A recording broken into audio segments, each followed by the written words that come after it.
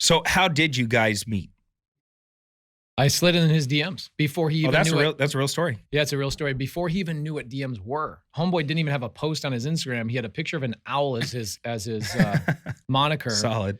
And I was going through my back history is I was a contractor for 10 years, did 7,000 renovations before I ever did a flip on my own because of the lack of mindset that I had, right? I was just taught as a young kid, my dad was a contractor, work with your hands, make money, work with your hands, make money. So I was like, okay, I'm going to start a construction company. I'm going to be the biggest, baddest guy in town. And I was Open Door, Zillow, OfferPads contractor. I was flying around the country, setting up markets for them. And I'm doing all of that, but didn't believe that I could actually flip a house on my own. Isn't that wild? It's the wildest shit ever because anybody that's listening to this podcast, maybe you've never done a deal before. Maybe you have done a couple of deals before and you're just like, I don't know what the next step is. And I can promise you have a mindset issue because I had a mindset issue. And ultimately, I ran into a circle of a guy in Phoenix that over the course of about 4 years, he took about $1 million of my money with one single bankruptcy notice. So he files bankruptcy 2018.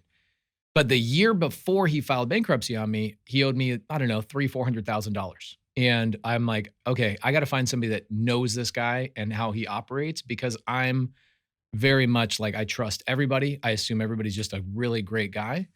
And I put myself in a bad situation. So I reached out to Jamil because I had heard he'd done deals with this guy in the past. And I go, hey man, I need some help and some advice. I'm in a situation. I heard you had done deals with this guy in the past. We go sit down. He replies to my DMs like 3 days later. You weren't a big IG DM? Not at all. Not at all. I feel like I got to take credit on his IG. It wasn't until I was like, bro, you got to get behind this IG thing. Because I landed Open Door, OfferPad, and Zillow because of my IG. What do you mean? Just showing them houses? No, showing before and after stuff, like what I was already doing. And then when they came into Phoenix, they started hashtagging like contractors, and they found me, and they're like, we like this guy's energy and his funniness, and they had me come into the office. Nice. And you did great work. I actually had heard of Pace as well through the grapevine. People just saying, "Oh yeah, I use Pace Morby. I use Pace Morby." So your reputation was preceding you, and I didn't know of him as a social media guy. I just knew of him as, this guy who did great work and people trusted him.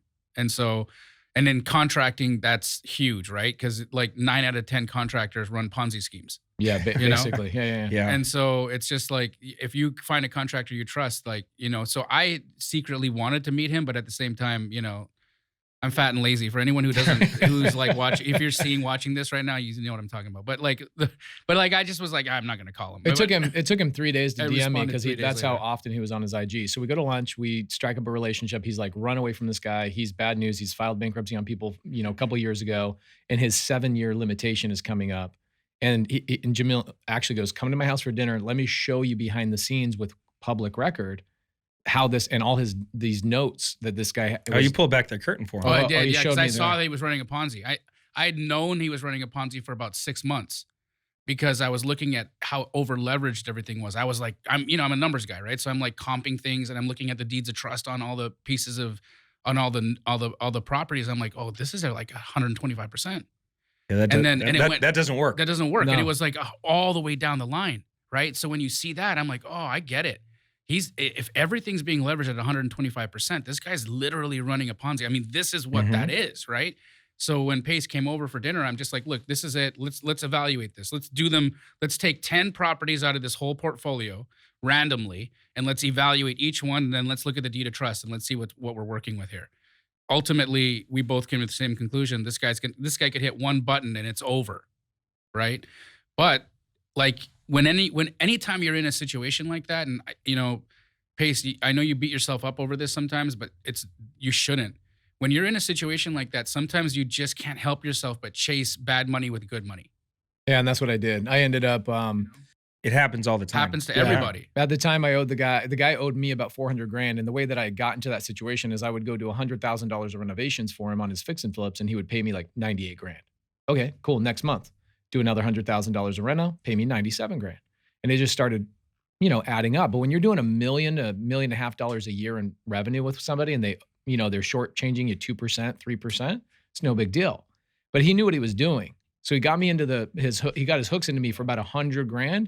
Then it started being 10% he was shortchanging me, 15%. It was always like, I'll get you paid on the next 5 flips. I'll get you paid on the next 10 flips. I'll get you paid on the next thing. And by that time, I'm hooked, right? So I had about 45 rentals at the time. I was building my dream home at the time.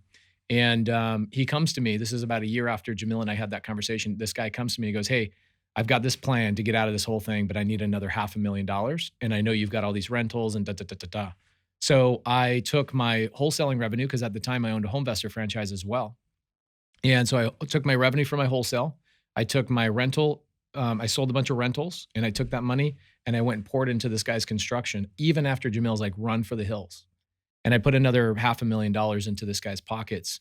And about a month after I had done that, he put all the houses on the market. I wasn't in any lien position. Oh, no. He sells all the houses, sends a bankruptcy notice to me and 16 other people to the tune of 42 people to the tune of 16 million. And for me, it was I lost about $1 million. And in that situation, I had 180 guys working for me between all my crews. And so I had no way to pay payroll, because he'd promised me I'll get you paid next week. And it was just turning into a thing.